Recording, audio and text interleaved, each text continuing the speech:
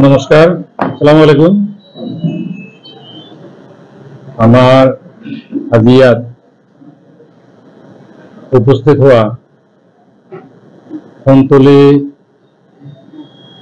উন্নয়ন সমিতি সম্মানীয় সভাপতি সম্পাদক ডাঙরিয়া, মাহাতলী বজার কমিটির সম্মানীয় সভাপতি সম্পাদক ডাঙরিয়া, মাহাতলী বজার ব্যবসায় সন্থার সম্মানীয় সভাপতি সম্পাদক ডাঙরিয়া, ইয়াত উপস্থিত আমার ঈদগাহ কমিটির সম্মানীয় সভাপতি সম্পাদক ডাঙরিয়া, মাদ্রাসা কমিটির সম্মানীয় সভাপতি সম্পাদক ডাঙরিয়া, আর বিশেষভাবে আমার এই অঞ্চলের জ্যেষ্ঠ নাগরিকসকল, ইয়াত উপস্থিত অতি মৰমৰ সাংবাদিক বন্ধুসকল, আজি আপোনালোকক আমন্ত্ৰণ জনাইছো এই কাৰণেই যে আপোনালোকে গম পাইছে যে এটা পোৰ্টেল, ফেচবুক পোৰ্টেল এটাই কিছুদিনৰ পৰা আমাৰ এই বজাৰখনক লৈ এটা অপপ্ৰচাৰত ব্যস্ত হৈছে আৰু এনেকুৱা এটা অপপ্ৰচাৰ কৰিছে যিটো অপপ্ৰচাৰে আমাৰ অঞ্চলবাসীৰ ওপৰত সাংঘাতিক এটা আঘাত আমি দেখিবলৈ পাই আছো। যে এনেকৈ যদি অপপ্ৰচাৰ কৰি থাকে তেতিয়াহ'লে অনাগত দিনত আমাৰ এই অঞ্চলটোৰ প্ৰতি এটা ভাবুকি সৃষ্টি হ'ব। তো আমি স্থানীয় মুখিয়াল ব্যক্তিসকলৰ লগত আলোচনা কৰি আমি এই কথাখিনি আপোনালোকৰ বিভিন্ন চেনেলৰ জৰিয়তে আমি অসম চৰকাৰ তথা মাননীয় জিলা আয়ুক্ত বাইদেউ, আমাৰ চাৰ্কল অফিচাৰ বাইদেউ বা আমাৰ বিভাগীয় কৰ্তৃপক্ষক আমি জনাবলৈ ইচ্ছা প্ৰকাশ কৰিছো আৰু সেই সূত্ৰে আজি আপোনালোকক ইয়াত আমন্ত্ৰণ জনাইছো। আশা কৰিছো আপোনালোকে আমাৰ অত্ৰ অঞ্চলত যি উন্নয়ন কমিটি, বজাৰ কমিটিৰ জৰিয়তে অতদিনে আমাৰ অঞ্চলৰ যি ডেভেলপমেণ্ট এই অনুষ্ঠানটোৰ জৰিয়তে কৰা হৈছে, হয়তো বিভাগীয় কৰ্তৃপক্ষই বা ঊৰ্ধ্বতম কৰ্তৃপক্ষই নাজানে আৰু তেখেতসকলৰ জ্ঞাত কৰাৰ কাৰণেই আমি এই সংবাদমেলৰ আয়োজন কৰিছো। নহয়, আমি এজন ব্যক্তিৰ এগেইনষ্টে তেনেকুৱা কোনো ব্যৱস্থা আমি লোৱাও নাই বা আমি ল'বও নাযাওঁ। এই কাৰণেই ল'ব নাযাওঁ যে সি ক'ৰবাত বহি পেলাই, গুৱাহাটীত বহি, গোৱালপাৰাত বহি পেলাই ক'ৰবাত নিউজ বনাইছে নিজৰ এটা ব্যক্তিগত পৰ্টেলত, এইটো কোনো নিউজ চেনেল নহয়। সি ব্যক্তিগতভাৱে কাৰোবাক ক'ৰবাত আক্ৰমণ কৰিছে, আমাৰ ওপৰত আক্ৰমণ কৰিছে। এইটো সি যেতিয়া আমাৰ মাজত আহি পেলাই, সি ব্যক্তিগত পৰ্টেলতে বজাক, আমাৰ মাজত আহি পেলাই যেতিয়া বজালেহেঁতেন আমি তেখেতক আমি কিবা ক'বলগীয়া আছিলে, কিবা কৰিবলগীয়া আছে আমি ক'লোহেঁতেন। কিন্তু আমি ব্যক্তিগতভাৱে তেখেতৰ পিতৃক আমি অনুৰোধ কৰিছিলো যে ব্যক্তিগত এটা পৰ্টেল বনাই এই এনেকে আমাৰ অঞ্চলটোৰ ওপৰত এটা হামবাৰী কৰি আছে, যিহেতু আপোনাৰে ল'ৰা, আপুনি পাৰে যদি তেখেতক কৈ মেলি আমাক কোঅপাৰেশ্যন কৰিব দিয়ক। তেখেতক যদি কিবা জানিবলগীয়া আছে বা বুজিবলগীয়া আছে আমাৰ লগত যোগাযোগ কৰক। যদি আমি কিবা ভুল কৰিছো ধৰক, আমি আপত্তি নকৰিম।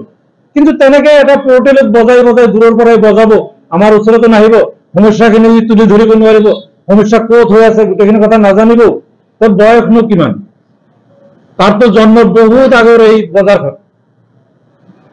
গতিকে সেই মানুহজন আমাৰ কাৰণে কোনো হিচাপৰ মানুহ নহয়, যাৰ কাৰণে আপোনালোকক আমি আহ্বান কৰিছো।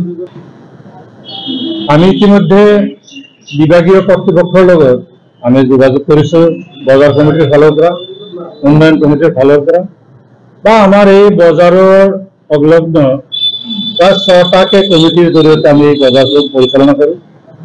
গোটেই কমিটিৰ যিখিনি মুখিয়াল ব্যক্তি, এই মুখিয়াল নাগৰিকখিনিৰ লগত আলোচনা বিলোচনা কৰি ইতিমধ্যে আমাৰ চাৰ্কল অফিচাৰ বাইদেউৰ লগত আমাৰ আলোচনা হৈছে, আমাৰ আয়ুক্ত জলি বাইদেউৰ লগত আলোচনা হৈছে।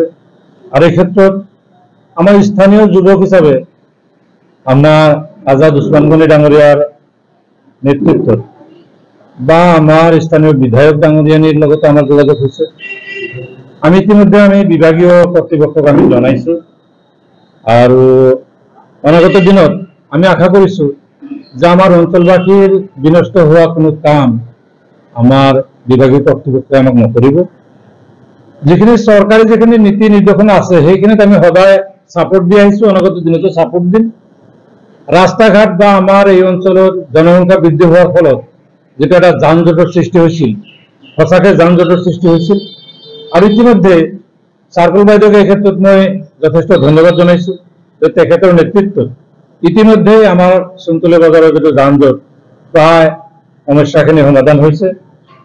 আৰু যিখিনি আছে আমি আশা কৰো যে বাইদেউ যদি আমাক সাৰ্কেল অফিচাৰ বাইদেউ যদি আমাক নিৰ্দেশনা দিয়ে, তেখেতৰ নিৰ্দেশনা মতে আমি কাম কৰিবলৈ আমাৰ ইয়াত যি 5টা 6টা কমিটি আছে, গোটেই কমিটিসমূহ লগতে আমাৰ স্থানীয় যুৱক বন্ধুসকল বা আমাৰ স্থানীয় আমার গৌরব যে আজি আজাদ উসমান গনি যদিও বৃত্তিত এজন শিক্ষক, কিন্তু আমার দেশের উন্নতির ক্ষেত্রে, আমার অঞ্চলের উন্নয়নের ক্ষেত্রে তেখেতৰ যে অগ্ৰণী ভূমিকা, বিভাগীয় যিখিনি ঊৰ্ধ্বতন বিষয়া আছে তেখেতসকলৰ জৰিয়া কৰি আজি আমাৰ অঞ্চলৰ যিবিলাক সমস্যা, প্ৰায়বিলাক সমস্যালৈ তেখেতৰ যি সদিচ্ছা, এই সদিচ্ছাই আমাক যথেষ্ট আশা দিছে। আশা কৰো অনাগত দিনত আমাৰ মাজত এই সমস্যাসমূহ দূৰীকৰণৰ ক্ষেত্ৰত যদি আমার আয়ুক্ত বাইদেউ কিবা নির্দেশনা দিয়ে আমি সেয়া যথেষ্ট পালন করার কারণে রাজি আছো আর আমি গোটেই একমত আছো। ইতিমধ্যে আপনাদের জানিব যে বাইদেউ আমাক একটা পরামর্শ দিছিল আমার সার্কেল অফিসার বাইদেউ যে বজারত যিখিনি এগ্রিকালচার মার্কেটিং বোর্ডের ফালৰ পৰা আৰু পিএনআৰডি ডিপাৰ্টমেন্টেৰ ফালৰ পৰা যিকেইটা এগ্ৰিকালচাৰাল মাৰ্কেটিং শেড দিয়া হয়েছে, এই ইনকাম জেনাৰেটিং স্কিমেৰ ভিতৰত যিকেইটা মাৰ্কেটিং শেড দিয়া হয়েছে, গোটেইকেইটা মাৰ্কেটিং শেডেৰ ভিতৰত এটা এলোমেলো সৃষ্টি কৰি বিভিন্নজনে বিভিন্ন ধৰণৰ দোকান পোহাৰ ইয়াত দিছিলে। তেখেতে আমাক জনাইছিলে যে আপোনালোকে এই গোটেইখিনি খালী কৰি দিয়ক, খালী কৰি দিয়ে এটা পুনৰ এটা সেটেলমেন্ট আপোনালোকে কৰক। ইতিমধ্যে আমি গোটেইখিনি খালী কৰি দিছো, আপোনালোকে দেখিব। আজি যেহেতু আপোনালোকে ইয়াত উপস্থিত হৈছে সকলোৱে গম পাব যে আমি গোটেইখিনি খালী কৰি দিছো। আৰু আমি আশাৰে বাট চাই আছো যে বাইদেউ আমাক কি নিৰ্দেশনা দিয়ে। বাইদেউ যেনেকে নিৰ্দেশনা দিয়ে যদি বাইদেউ নিজে আহি কৰে আমি ভাল পাম। যদি বাইদেউ আমাৰ এই কমিটি যিখিনি বিষয়ববীয়া মুখিয়াল ব্যক্তিসকল আছে তেখেতসকলৰ ওপৰত দায়িত্ব দিয়ে, তেখেতসকলেও দায়িত্ব পালন কৰাৰ কাৰণে ৰেডি হৈ আছে। লগত আমি পঞ্চায়তৰ প্ৰাক্তন মানে ৰিপ্ৰেজেন্টেটিভ হিচাপে মই ইয়াত 3টা জিলা পৰিষদৰ মেম্বাৰ হৈ আছে, আপোনালোকে জানে। ইয়াত আমাৰ মাহাতুলি গাঁও পঞ্চায়তৰ প্ৰেচিডেণ্ট তাইজউদ্দিন আহমেদ আপোনালোকে জানে, কাউন্সিলর আমিন মইনুল ইসলাম আপনালোকে জানে, সোনতলী কাউন্সিলর আমিন রমজান আপনালোকে জানে, ফিরোজা বেগম প্রেসিডেন্ট প্রাক্তন আপনালোকে জানে। আমি পঞ্চায়েত প্রতিনিধি বর্গ প্লাস আমার স্থানীয় জ্যেষ্ঠ মুরব্বী সকল লগতে আমার উদীয়মান যুবক আজাদ উসমান গনিয়ে আমি সদায় রেডি আছো। সরকারি যেনে ধরনের আমাক নির্দেশ দিয়ে আমি নির্দেশ পালন করিম। মাত্র একটাই আমার অনুরোধ থাকিব যে বজারখনত যদি এভিকশন করা যায় তেতিয়াহলে আমার এভিকশন করলে আমার বজারের যিখিনি ক্ষুদ্র ব্যবসায়ী, যিসকল ক্ষুদ্র ব্যবসায়ীয়ে দিনটো বজাৰত দিনটো ব্যবসায় কৰি 500 টাকা 700 টাকা 200 টাকা 500 টাকা এনেকে ইনকাম কৰে, সেই ইনকামখিনি বন্ধ হৈ গলে এই বস্তুখিনি যদি আজি ইলেকশনেৰ জৰিয়তে যোৱা যায় তেতিয়াহলে আমাৰ এটা অঞ্চলত বৃহৎ ক্ষতি হ'ব। আৰু এই ক্ষতিৰ প্ৰতি লক্ষ্য কৰি বিভাগীয় কৰ্তৃপক্ষক আমি আপোনালোকৰ জৰিয়া কৰি অনুৰোধ জনাইছো যাতে আমাৰ বজাৰটো এভিকশন কৰা নহয়। আমাৰ মানুহখিনিৰ প্ৰতি এটা সৌজন্যতামূলক দৃষ্টি ৰাখি আমাৰ স্থানীয় যুৱক স্থানীয় মুৰব্বী যিসকল আছে সকলোৰ লগত আলোচনা কৰি যাতে আমাৰ এই সমস্যাখিনি সমাধান কৰে। লগতে মই আপোনালোকৰ জৰিয়তে আৰু এটা ডাঙৰ অনুৰোধ জনাম যে বিগত দিনত এই বজাৰৰ যি 9 বিঘা 75 লাখ জমি বজাৰৰ নামত এটা ৰেকৰ্ডত আছে, দুৰ্ভাগ্যবশত এই জমিখিনি আজিলৈ এলট হোৱা নাই। গতিকে আপোনালোকৰ জৰিয়তে মই অনুৰোধ জনাম আমাৰ মাননীয় আয়ুক্ত বাইদেউ লগতে সাৰ্কেল অফিচাৰ বাইদেউ যে আমাৰ এই বজাৰৰ যি মাটিখিনি আছে গোটেইখিনি মাটি যাতে আমাক এলট কৰি দি আমাৰ এই বজাৰৰ ভৱিষ্যতটো সুৰক্ষিত ৰাখে, যাৰ কাৰণে আপোনালোকক মই অনুৰোধ জনাইছো।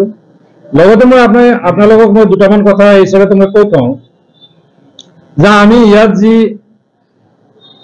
অনুষ্ঠান এই যে সন্মিলিতভাৱে সকলো শ্ৰেণীৰ মানুহ একগোট হৈ আমি এই বজাৰটোৰ ফালৰ পৰা আমি বছৰত এজন মহলদাৰৰ নামত টেন্ডাৰিং সিস্টেমত আমি জিলা পৰিষদৰ ফালৰ পৰা আবণ্টন পাওঁ। আবণ্টন পোৱাৰ পিছত যিজন ব্যক্তিক আমি নিৰ্ধাৰণ কৰোঁ সেই ব্যক্তিজনৰ লগত আমি সম্পূৰ্ণ সহযোগিতা কৰি ইয়াত আমি পুনৰ এই বজাৰটো আমি ৰিচেল দিওঁ, আমি দ্বিতীয়বাৰ আকৌ বিক্ৰী কৰোঁ। বিক্ৰী কৰি আমি এটা ধন, আমি এটা পুঁজি ইয়াত আমি বহুদিনৰ পৰা পাই আছো। আৰু এই পুঁজিখিনি একমাত্ৰ আমাৰ অঞ্চলৰ একমাত্ৰ উৎস, আমাৰ অৰ্থনৈতিকভাৱে যে আমি সবল একমাত্ৰ উৎস হল আমাৰ এই বজাৰখন। এই বজাৰখনৰ বৰ্তমান যিখিনি ধন আছে ইতিমধ্যে আপোনালোকে জানি সুখী হ'ব যে আমাৰ এক টকাও কোনো কমিটিৰ হাতত ৰাখিব নোৱাৰিব। প্ৰত্যেকটা কমিটিৰ বেংক একাউণ্ট আছে, একাউণ্টৰ জৰিয়তে বেংকত সন্নিবিষ্ট কৰি ৰখা হৈছে। এক টকা তাত কোনো, আমাৰ এটা নীতি আছে, আমি বছৰৰ শেষত যিটো অডিট কৰি সম্পূৰ্ণ কৰি আমি যিটো এটা কি কয় এটা নীতি নিৰ্ধাৰণ এটা কমিটি বনাও, আৰু নীতি নিৰ্ধাৰণ কমিটিয়ে এটা নীতি ইতিমধ্যে নিৰ্ধাৰণ কৰি দিছে যে আমাৰ এই ফাণ্ডসমূহ কোনো এজন ব্যক্তিয়ে হাতত ৰাখিব নোৱাৰিব। লাগিলে সেই বজাৰ কমিটিয়ে হওক, লাগিলে ব্যৱসায় সন্থাই হওক, বা লাগিলে উন্নয়ন কমিটিয়ে হওক, বেংকত একাউণ্টত জমা ৰাখিব লাগিব। কাৰণ আমাৰ একাউণ্ট বজাৰ কমিটিৰ নামত আছে, আমাৰ একাউণ্ট উন্নয়ন কমিটিৰ নামত আছে।